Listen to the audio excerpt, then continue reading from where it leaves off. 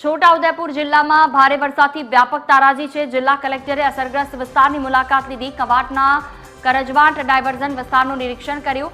આઠા ડુંગરી approach અને મોટી સાંકળની પણ મુલાકાત લીધી છે। જિલ્લા વહીવટીતંત્રની બધી ટીમો હાલ તો એલર્ટ મોડ પર છે।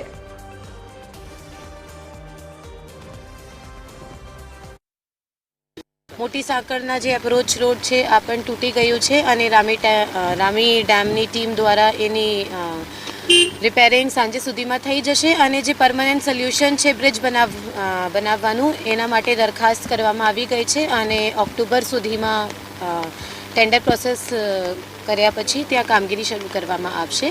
બધી ટીમો અલર્ટ મોડ ઉપર કામ કરે છે અને એમરજન્સી સેન્ટર ડિસ્ટ્રિક્ટ લેવલ ઉપર તાલુકા લેવલ ઉપર અત્યારે કાર્યરત છે અને બધા મામલતદારશ્રીઓ ટીડીઓશ્રીઓ અને તલાટી નોડલ અધિકારી બધા લોકો સ્થળ ઉપર વિઝિટ કરીને તપાસ કરી રહ્યા છીએ।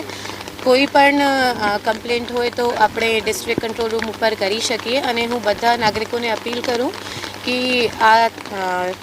આજે અને કાલે 2 દિવસ હાઈ એલર્ટ છે તો બધાને અપીલ છે કે ઘરેથી બહાર નહીં નીકળે જ્યાં સુધી ખરેખર જરૂરિયાત નહીં હોય અને નદી નાળા કોઝવે જેવા જે વિસ્તારો છે ત્યાંથી દૂર રહે।